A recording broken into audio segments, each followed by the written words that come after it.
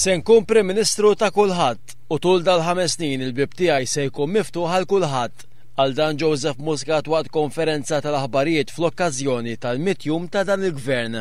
Il-lest li nieħu d-deċiżjonijiet kollha, popolari jew mhux, sabiex inbidlu wiċċ dan il-pajjiż anke mill-lat ta' mentalità li naraw li l-affarijiet isiru. Din hija l-kredu tiegħi.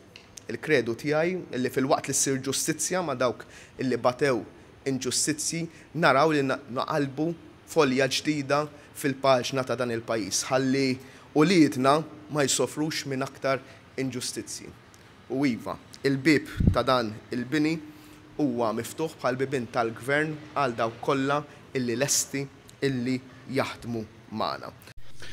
Irrefera l-oppożizzjoni li fi kliemu qed tkun waħda distruttiva fejn għadha ma rrealizzatx li tilfet l-elezzjoni. Minkejja li l-oppożizzjoni għadha għaddejja b'attitudni arroganti, il-gvern se jkun determinat li ma jħallix din l-attitudni tfixklu. Hawnhekk irrefera żieda ta' 500 euro fil-ġimgħa li l-membri tal-Kabinet ħadu fl-aħħar leġislatura u li sal-lum għadhom ma raddewhomx lura fis-sħiħ. Għalli dan se jkun l-ewwel test veru għal kap tal-oppożizzjoni Simon Busuttil li jara li jingħataw lura l-flus li ħażejda il-Kabinett tul l-aħħar leġislatura. Joseph Muscat wieħed li dan il-gvern mhux se jħalli l-poter jitla' rasu u dan minkejja distak parlamentari ta' 9 siġġijiet u differenza ta' 36,000 vot fl-elezzjoni ġenerali.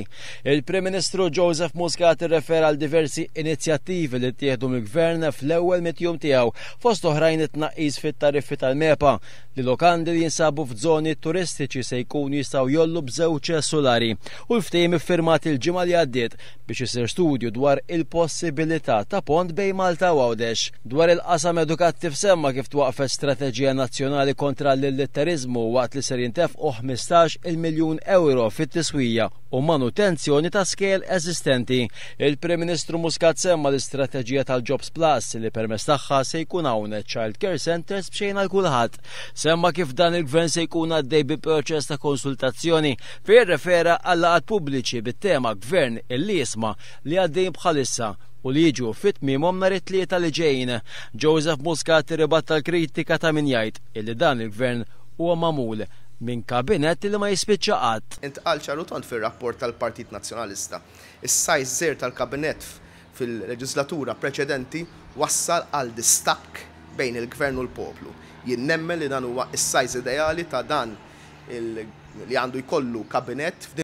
Dwar il-liġi tal-whistleblower, Joseph Muscat qal li din għandha tkun lesta qabel il-Parlament jieqaf għal vaganzi tas-sajf. Tkellem ukoll dwar il-liġi tal-finanzjament tal-partiti fejn qal li x-xogħol fuq din il-liġi mixi kif kien ippjanat.